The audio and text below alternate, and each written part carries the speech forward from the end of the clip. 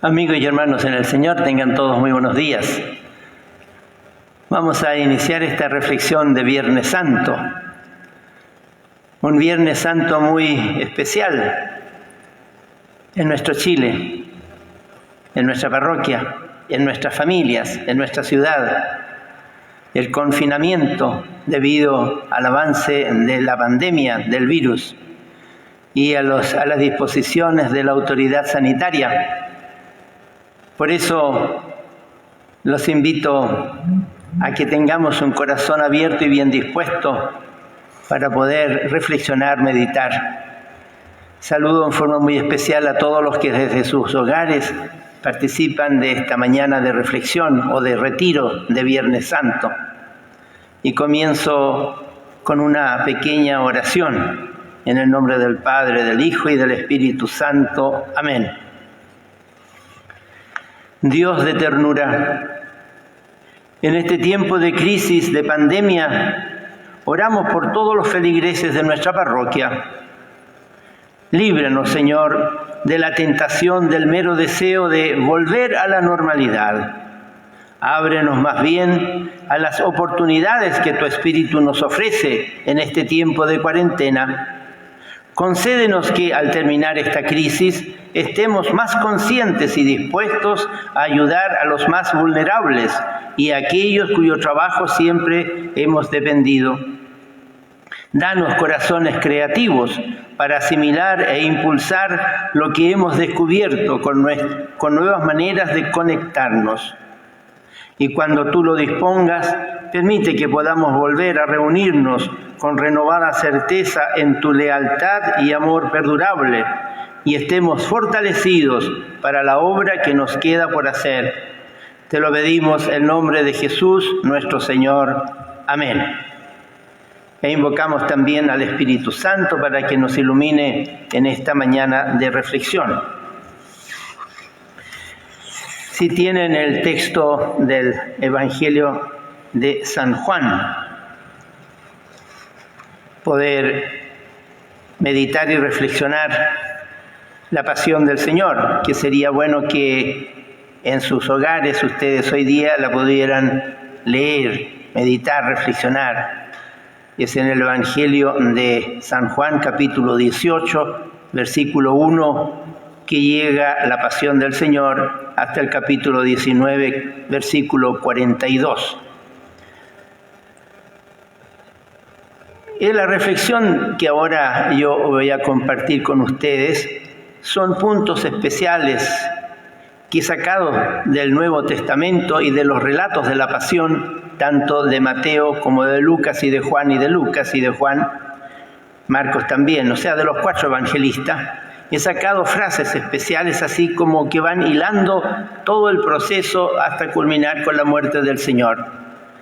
Es una reflexión personal, al mismo tiempo ustedes pueden ir meditándola, rezándola, y ahí vamos a ver cómo nos resulta, ojalá que bien. Detengámonos primero en Jesús en el huerto. Conocemos, por lo que ayer vimos, el día de Jueves Santo, que el Señor Jesús celebró la cena pascual, instituyó la Eucaristía y el sacerdocio, y después invita a los apóstoles a ir a un lugar de oración. Atravesaron hasta el huerto de Getsemaní, y allí, en el huerto de Getsemaní, Jesús, tomando a Pedro, a Santiago y a Juan en forma especial, los invita a orar, no solamente a ellos, sino a todos. Y entonces, dice Mateo, entonces Jesús fue con ellos a un lugar llamado Getsemaní y dijo a sus discípulos: siéntense aquí mientras yo voy allá a orar. Tomó a Pedro y a los zebedeos y empezó a sentir tristeza y angustia. Tristeza y angustia en una persona son motivados por diferentes razones. sea por enfermedad, sea por algún mal momento. En el caso concreto de Jesús veo yo que es por la traición de Judas y al mismo tiempo por la tristeza de que no se habría entendido ni comprendido su mensaje. El domingo de Ramos todos lo vitoreaban, lo seguían. Bendito el que viene en nombre del Señor, Hosana. Y ahora vamos a verlo, crucifícalo, crucifícalo. Todo eso tiene que haber sido un motivo de tristeza inmenso, de abatimiento, de dolor. Y entonces permanezcan conmigo en oración, quédense aquí, les dice, siento tristeza de muerte, quédense aquí y permanezcan despiertos conmigo. Qué importante eso de estar despiertos con el Señor. Como que fuera medio ilógico pensar de que si yo tengo que estar con el Señor o con un amigo o con una persona que está pasando por un mal momento, me quede yo dormido. Evidente que tengo que estar despierto, tengo que estar apoyándolo, tengo que estar al lado, ponerle el hombro. Pero aquí el Señor les advierte, no se queden dormidos, estén despiertos conmigo, porque yo los necesito. Ustedes en este momento son tan importantes para mí. En un momento de aflicción y de la muerte que me espera, yo los necesito a ustedes. Por algo les he dicho, ustedes son mis amigos. Se adelantó un poco, se postró en tierra y oraba que, si era posible, se alejase de él aquella hora. Es interesante lo que el evangelista Marcos pone, que pedía al Señor, a Dios su Padre, se alejase de él aquella hora. Él veía que esa hora era una hora interminable, una hora de suplicio, de terror, de flagelación, de muerte. Él veía y le tenía, por decirlo así, entre comillas, miedo. A tal punto que pudo decirle a Dios su Padre de forma bien concreta, Padre, si quieres, aparta de mí esta copa, pero no se haga mi voluntad, sino la tuya. Fíjense esa disposición del Señor, que no se haga mi voluntad, sino la tuya. Y eso es un leitmotiv, una idea que recorre toda la vida de Jesús. Acordémonos lo que sale en la carta a los Hebreos, ¿no? Jesús, al entrar en el mundo, dijo, aquí estoy, Señor, para hacer tu voluntad. Aquí estoy, Señor, para hacer tu voluntad. Jesús, al entrar al mundo, que toma las mismas palabras del Salmo 39. Y eso recorre toda la vida de Jesús, hasta tal punto que momentos antes de morir, Padre, si es posible, aparta de mí este cáliz, pero no se haga mi voluntad, sino la tuya. Qué hermoso entender y comprender que Jesús vino al mundo obediente a la voluntad del Padre y no se apartó de esa voluntad del Padre durante toda su vida. Acordémonos de esas palabras que ni San José ni la Virgen María entendieron cuando vieron que Jesús estaba en el templo, se había perdido. ¿Por qué me buscaban? ¿No sabían que tenía que hacer las cosas de mi Padre? Y así lo vamos a ir viendo y escuchando al Señor durante toda su vida aquí en la tierra, especialmente en el tiempo en que recurre su vida misionera. Padre, si es posible, aparta de mí este cáliz, pero no se haga mi voluntad sino la tuya. Y esa palabra cáliz lo vemos también cuando la mamá de Santiago y Juan lo presenta a Jesús y le dice: Señor, ¿por qué no pones a mis hijos, uno a tu derecha y otro a tu izquierda, cuando estés en tu reino? Y Jesús, mirándolos a ellos, le dice: ¿pueden beber ustedes el cáliz que yo beberé? Mirando y apuntando a esto que estamos hoy día reflexionando. Y ellos, por supuesto, sin saber lo que decían: sí podemos.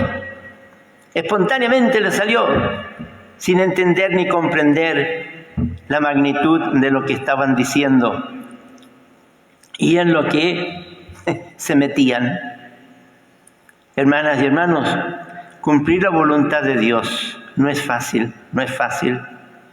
Una cosa es que si la tenemos clara, qué es lo que Dios quiere de mí, qué es lo que Dios en este momento me pide. Porque lo otro es una respuesta espontánea, como estos dos apóstoles, Santiago y Juan. Sí, podemos, pero no sabían a la que se metían. Muchas veces nosotros también, como que espontáneamente le decimos al Señor: sí, Señor, lo voy a hacer. Pero cuando llega el momento tal, entonces ya esa voluntad férrea que habíamos manifestado empieza a debilitarse. Tenemos nosotros que acostumbrarnos a reflexionar y a pedirle al Señor con la gracia de su Espíritu que nos ilumine para poder entender, comprender cuál es su voluntad. Y entendiendo y comprendiendo su voluntad, ahí podemos decir: Señor, hágase tu voluntad, cosa que rezamos todos los días en el Padre Nuestro y que ciertamente lo hacemos por rutina, lo hacemos así a la ligera. Si pensáramos bien lo que decimos, yo creo que dudaríamos muchas veces de rezar el Padre Nuestro. Hágase tu voluntad, así en la tierra como en el cielo. La naturaleza, los animales no tienen dificultad en cumplir la voluntad del Creador.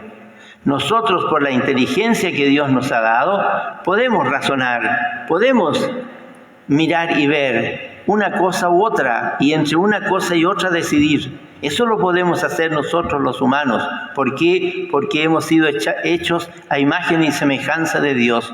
Dios también es reflexivo, Dios también lo piensa. Veamos en todo lo que fue el relato del Génesis, de la creación, ¿no? Y cuando crea al hombre, dice: hagamos al hombre a nuestra imagen y semejanza. Hagamos, o sea, es algo potencial, hagamos, ¿no? Cuando crea la naturaleza, que sean los peces, que sean los árboles, que sea esto, pero el hombre, hagámoslo. Es un don maravilloso que el Señor nos ha regalado, la inteligencia, y por así también la posibilidad de decidir. Es algo maravilloso, algo grande, que tenemos que cultivar, formar bien en nosotros, para no hacer las cosas a la ligera. Bien, frente a esta situación del Señor Jesús, que estaba postrado y le decía al Señor: Señor, hágase tu voluntad, tal era su dolor y su aflicción, que se le aparece un ángel del cielo quien le da fuerzas. Y en medio de la angustia oraba más intensamente. ¿Cómo habrá sido la angustia del Señor Jesús? Que Él en la oración busca el aplacar, el mitigar el dolor. Volvió nuevamente donde estaban los discípulos, los encuentra dormidos y a Pedro le dice: ¿no pudieron permanecer despiertos conmigo una hora? Una hora. ¿Nos damos tiempo nosotros para estar una hora con el enfermo, con el afligido, con la persona que sufre? ¿Nos damos el tiempo nosotros, una hora, de rezar por aquellos que son perseguidos por causa de la fe? Por aquellos que no tienen la esperanza, la perdieron. por aquellos que no ven futuro en su vida, por aquellos que a lo mejor quieren hoy día suicidarse porque ya no le encuentran sentido a la vida. Una hora, a lo mejor 1 minuto, pero a lo mejor ni siquiera ese minuto nos lo damos. ¿No pudieron permanecer despiertos conmigo 1 hora? Velen y oren, estén atentos y oren para no caer en la tentación. El espíritu está pronto, pero la carne es débil. Mientras todo esto sucedía, mientras el Señor oraba, dice el evangelista Lucas, capítulo 22, le corría el sudor como gotas de sangre cayendo al suelo. Le corría el sudor como gotas de sangre cayendo al suelo. Indagué un poquitito esto sobre las gotas de sangre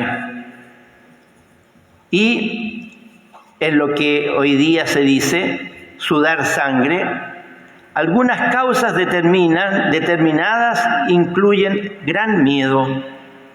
A lo mejor el Señor Jesús tuvo miedo. Hágase tu voluntad, Señor, ayúdame para que yo la pueda cumplir.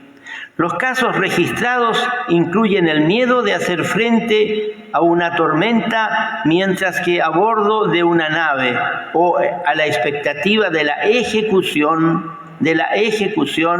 así como el miedo de bombas que caen durante los bombardeos, el miedo de la agresión sexual o aún de la tensión severa crónica.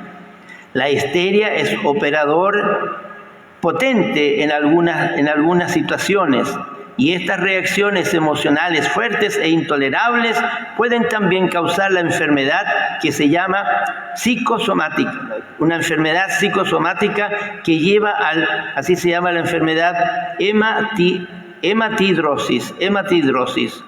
Puede incluso causar púrpura como resultado de causar sensibilidad a su sangre.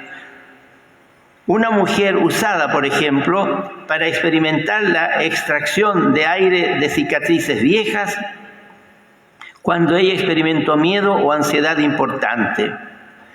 En esas condiciones, los vasos sanguíneos pueden contraerse y dilatarse hasta el punto de ruptura, de forma que se producen hemorragias en la capa del epidermis más próxima a las glándulas sudoríparas.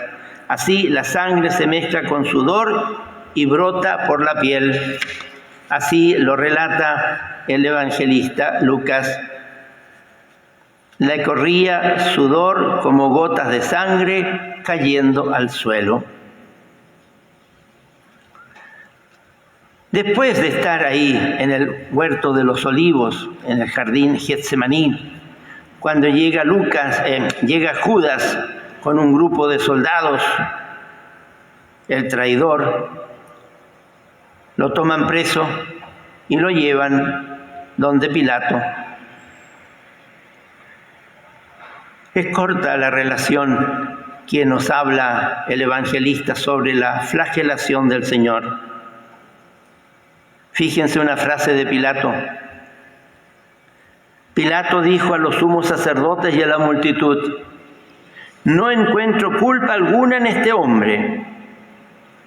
Lo castigaré y lo dejaré libre. Si yo no encuentro culpa en alguien, ¿cómo lo voy a castigar? O sea, se comete una injusticia horrible, espantosa con Jesús. A lo mejor sonaba en la cabeza de Pilato lo que habían dicho los sacerdotes, los sumos sacerdotes a él. Este hombre altera la paz porque mueve a la gente. Pero Jesús movía a la gente hacia precisamente la paz, hacia el amarse unos a otros, y no excitaba al pueblo a la rebelión. Puede ser que Pilato haya escuchado eso y por eso le dice: voy a castigarlo. Pero si yo digo no encuentro culpa alguna en él, ¿cómo lo voy a castigar? Y más todavía, lo azotaron. Entonces Pilato se hizo cargo de Jesús y lo mandó azotar. Luego, ¿cómo habrá sido ese castigo, esa flagelación? Tiene que haber sido horrible, espantosa, espantosa. Es cosa de que estudiemos cómo eran los látigos, que eran de cuero de animal, y en las puntas de cada látigo, por decirlo así, en las puntas llevaban pedazos de acero con garras, de tal forma que al caer en el cuerpo de la persona desgarraban la carne. Hay muchos estudios al respecto, e incluso hay una película sobre Jesús, sobre su muerte y resurrección, que es tremendamente impactante. A eso se sometió el Señor, a eso. ¿Y por qué se somete también a eso? ¿Cuántas cosas habrá detrás del pensamiento de Jesús que acepta ser flagelado? Acepta ser flagelado, tal vez para que nosotros nos mantengamos firmes y no caer en la tentación, para que nosotros mantengamos firme nuestra fe. Él sufrió por nosotros, por nuestras debilidades. ¿Cuántas cosas habrán pasado? Porque lo que Lucas hace o dice, escribe en un minuto, debe haber sido mucho rato, mucho rato, mucho rato. ¿Cuánto rato estuvo el Señor sufriendo los latigazos? Y después los insultos, los escupos, la burla. Ahí nosotros podemos recordar las palabras de Isaías que dice: como cordero llevado al matadero, como oveja muda ante el esquilador, no abría la boca.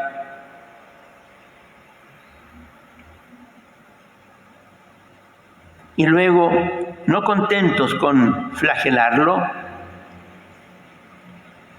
dice: entonces los soldados del gobernador condujeron a Jesús al pretorio y reunieron en torno a él a toda la guardia.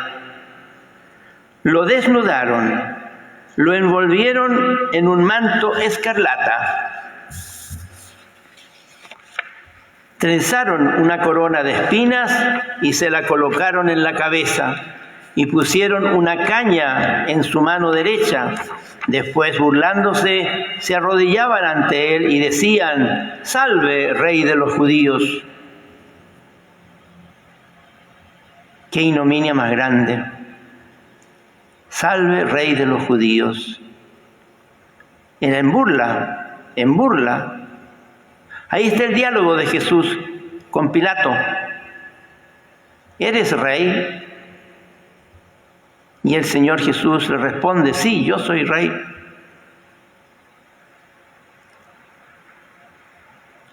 Le escupían, le quitaban la caña y le pegaban con ella en la cabeza.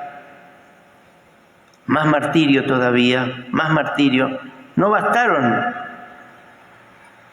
los azotes, no bastó la corona de espinas. Le pegaban en la cara, le quitaban la caña, le escupían y con la caña le pegaban en la cabeza. Y Pilato, quien se lava las manos, sale afuera y les dice: miren, lo saco afuera para que sepan que no encuentro en él culpa alguna. 2 veces lo dice y lo recalca: no encuentro en él culpa alguna. Salió Jesús afuera con la corona de espinas y el manto rojo. Pilato les dice: aquí tienen al hombre. Eso para los sumos sacerdotes y los policías del templo fue algo tremendamente ofensivo. Ofensivo. Porque ya les habían dicho de que era el rey de los judíos y ahora lo presentan como rey, con una corona de espinas. con un manto real, un manto rojo, con un cetro, la caña. El Rey poderoso en toda su debilidad. Y entonces, enojados, llenos de ira y con voces de venganza, ellos empezaron a gritar: crucifícalo, crucifícalo. El peor castigo al peor de los criminales. Crucifícalo, crucifícalo. Hermanas y hermanos, el Señor fue sometido a muerte y muerte de cruz. Y pasó, antes de morir, por todas las afrentas inimaginables que hay. Ofensas terribles a nuestro Dios y Salvador, que a lo mejor nosotros no podemos entender ni comprender la magnitud de eso que ocurrió. Después de eso, Pilato les dice a los sumos sacerdotes: tómenlo ustedes y crucifíquenlo, que yo no encuentro en él motivo alguno de condena. 3 veces Pilato habla de que Jesús es inocente. Y sin embargo, tómenlo ustedes y crucifíquenlo. Terminaron la burla, le quitaron el manto, lo vistieron con su ropa y lo sacaron para crucificarlo.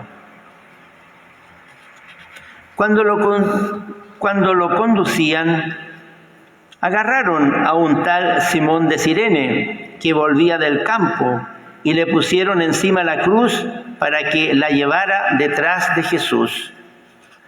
Simón de Cirene, papá de Rufo, de 2 niños, que venía del campo, de trabajar en el campo. Ciertamente para él fue una sorpresa. ¿Cómo se habrá sentido él cuando le dicen que tome la cruz de un condenado a muerte y que él la lleve? A lo mejor se preguntó él: ¿qué tengo yo que ver con el condenado? Si yo no tengo nada que ver con él, si yo vengo del campo, yo estaba tranquilo y no sé de qué pasa. Mas ciertamente durante el camino se fue dando cuenta de quién era Jesús. Y ese ayudarle a Jesús, qué importante es. También en nuestra vida nosotros tenemos que llevar la cruz, nuestra propia cruz, y también ayudar a los demás a llevar su cruz. Nosotros tenemos que ser Simón de Cirene, ayudar a muchos a llevar su cruz.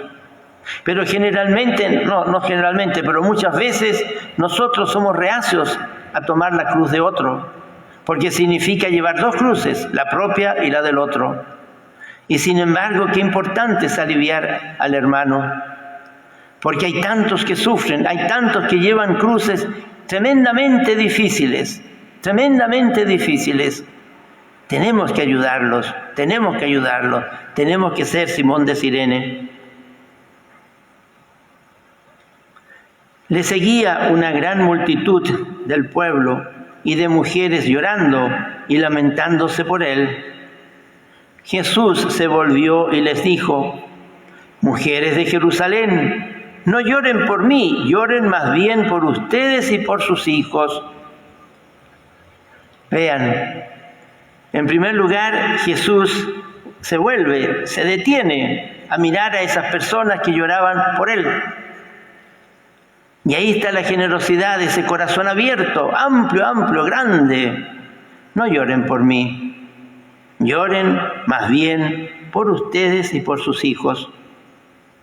También hoy día el Señor nos dice eso, no solamente a las mujeres, sino a todos nosotros. Nos dice: no lloren tanto por mí, pero sí lloren por ustedes mismos y por sus hijos. Nuestra sociedad hoy día, los hijos de ustedes hoy día, están sufriendo también grandes problemas. Una sociedad consumista, una sociedad permisiva, una sociedad laica atea, una sociedad que es súper egoísta, que se mira a sí misma, una sociedad que está llevando a otra parte y quitando los valores cristianos de esa sociedad. Hay que rezar mucho por sus hijos. No pensemos en los niños chicos, solamente los hijos, sino los jóvenes hoy día, que necesitan tanto de nuestra oración. Ayer veíamos en la celebración del Jueves Santo la institución del sacerdocio. ¿Cómo va a haber sacerdotes si las familias no tienen hijos? O si esos hijos están formándose, no estoy culpando a nadie, es el grupo humano, están formándose en el laissez-faire, laissez-passer. Da lo mismo. ¿De qué te preocupa? ¿Para qué estás preocupado? Y entonces no hay una seriedad en la manera de vivir. No hay un acercarse a Dios, porque Dios cada vez es menos, está a un lado. Están prohibiendo las clases de religión. En fin, sacar los cristos, las cruces de las salas, de las aulas, de los colegios. En fin, tantos detalles. Recen por sus hijos.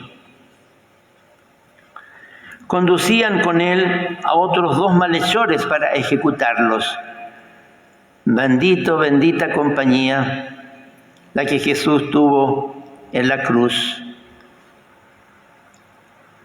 Y ahí tenemos nosotros que entender esa frase del Señor: el que quiera seguirme, niéguese a sí mismo, tome su cruz cada día y sígame.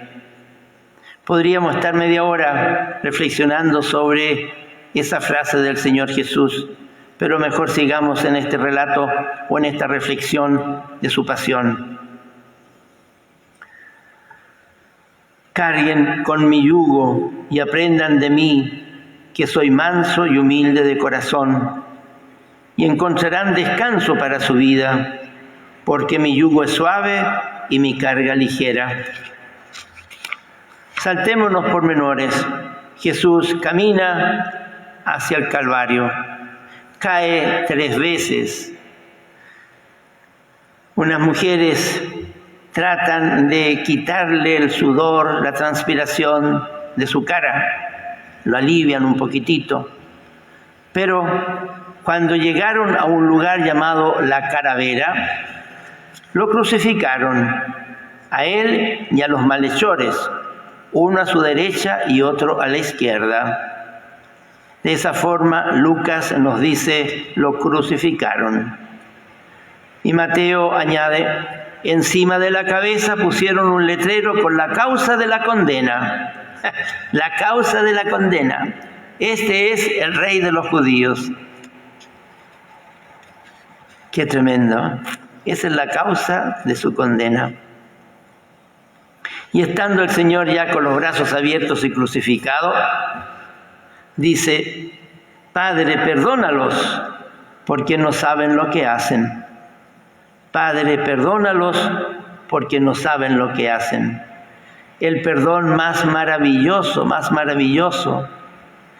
cómo la misericordia divina actúa. No saben lo que hacen. Y también el Señor nos dice a nosotros, tú no sabes lo que haces, yo te perdono, pero siempre y cuando yo me arrepienta. Porque cuando yo peco, sí sé qué es lo que hago. Pero el Señor, en su infinita misericordia, es ciego, por decirlo así. Y dice, no sabes lo que haces. Así es de misericordioso y nos perdona. Qué maravilla esas palabras del Señor. Y uno de los que estaban crucificados con él le dice, Jesús, acuérdate de mí cuando estés en tu reino. A ese le llamamos el buen ladrón. Ciertamente que vio sobre la cruz el letrero que decía el rey de los judíos. Pero también vio a ese que estaba crucificado ahí al medio, toda su forma, cómo acepta la muerte, cómo acepta la crucifixión, cómo no inculpa a nadie, cómo no vocifera, cómo no dice garabatos, cómo no insulta, nada. Y en su cara se ve la bondad, se ve la paz, se ve la entrega a la voluntad de Dios. Y eso hace que ese ladrón pueda decir: Señor, acuérdate de mí cuando estés en tu reino. Y Jesús, conociendo ese corazón de esa persona que se convierte, seguramente en un rato, quizás cuánto rato habrá sido, 10 minutos, 1 hora, cuánto no lo sé, pero cambia su actitud, cambia su corazón. Y también interpela al otro que se mofaba de Jesús y le dice: oye, lo que nosotros estamos sufriendo es por nuestra culpa, pero fíjate en él seguramente no tiene culpa. A ese, el buen ladrón, Jesús le dice: te aseguro que hoy estarás conmigo en el paraíso. ¡Ja! ¡Qué regalo! ¡Qué regalo! Como se dice, en último momento se robó el cielo. También a nosotros el Señor nos dice: tú estarás conmigo en el paraíso. Una vez que yo lo reconozco, una vez que yo le pido perdón, una vez que yo le muestro mi amor, tú estarás conmigo en el paraíso. Ojalá en el momento de nuestra muerte nos acordemos de esa frase. Ojalá nos acordemos de esa frase para entrar con serenidad, con paz, con alegría, con gozo, al gozo eterno. Jesús, viendo a su mamá y al lado el discípulo amado, Juan, dice a su mamá: mamá, ahí tienes a tu hijo.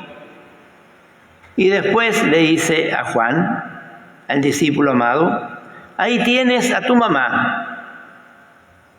Y escribe el evangelista Juan: y desde aquel momento el discípulo se la llevó a su casa. ¡Qué maravilla! No contento con darnos la vida, no contento con darnos la Eucaristía, su cuerpo y su sangre, en último momento nos regala a su mamá, como mamá nuestra. ¡Qué maravilla! ¡Qué regalo! ¿Cómo debemos apreciar a esa mamá y hacer lo que Juan hizo? Llevarla a su casa. Nosotros tenemos que llevar a nuestra mamá del cielo a nuestra casa. En primer lugar, a nuestra casa y también a nuestro hogar. Que María, la Virgen Santísima, esté siempre presente en nuestro hogar y en nosotros, en nuestra vida de fe, en nuestra devoción.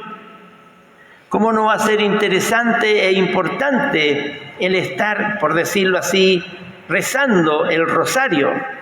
El rosario, que es una cosa tan maravillosa y cuyas perlas del rosario, cada una nos indica algo de la vida de Jesús, de la Virgen. Entonces, ¿cómo no rezar el rosario meditándolo? De tal forma que podamos pensar, por ejemplo, el misterio doloroso que hoy día podemos rezar. Primer misterio doloroso, la oración de Jesús en el huerto. Lo hemos visto, lo hemos meditado recién. La flagelación, la coronación de espinas, el caminar con la cruz hasta el Calvario y su muerte. Y así se puede rezar el rosario de una forma tan hermosa que nos ayude a crecer en la vida espiritual, en el amor a Dios y a la Virgen María. Y después, sabiendo que todo había terminado, para que se cumpliese la Escritura, Jesús dijo: tengo sed. ¡Oh, qué maravilloso! Tengo sed.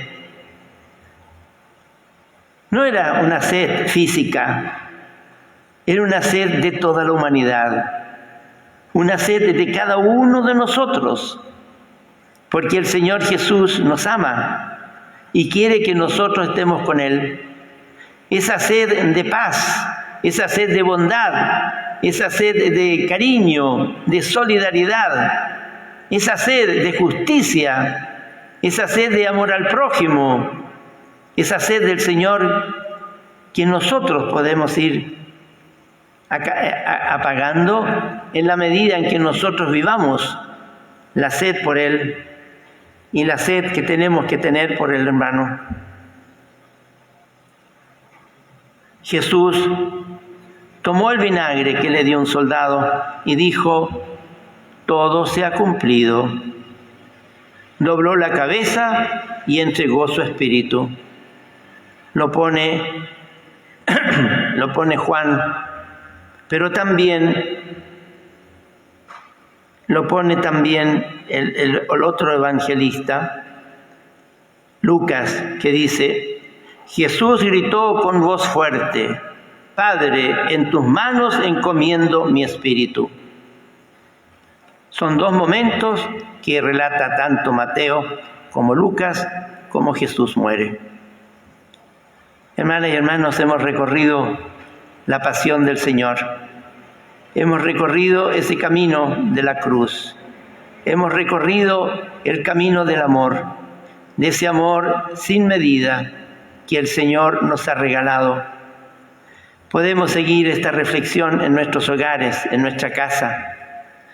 Tomémonos el tiempo hoy día de Viernes Santo de meditar y reflexionar sobre la muerte de Jesús. Pidámosle al Señor entonces que nos ayude para que nosotros también caminemos tomando nuestra cruz y la cruz que el Señor nos pone, para que podamos decirle, Señor, también: Señor, hágase tu voluntad. Eso sería la reflexión que hoy día quería compartir con ustedes. A lo mejor ha sido un poquito larga, pero espero que les pueda haber servido. Les deseo todo lo mejor en este día de Viernes Santo.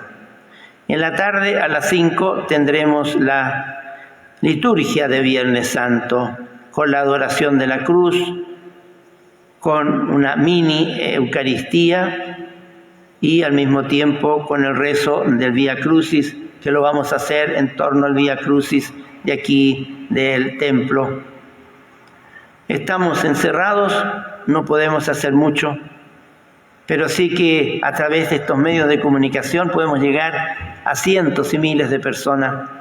Eso es lo que el Señor hoy día nos regala. Agradezcámosle también al Señor por estos medios de comunicación, porque así nos podemos acercar y al mismo tiempo podemos rezar, podemos tener una vida de familia maravillosa. Termino con una oración a la Santísima Virgen.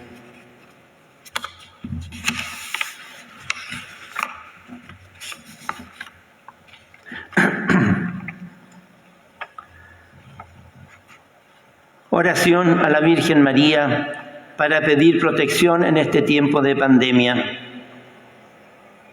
Oh María, tú resplandeces siempre en nuestro camino como signo de salvación y de esperanza.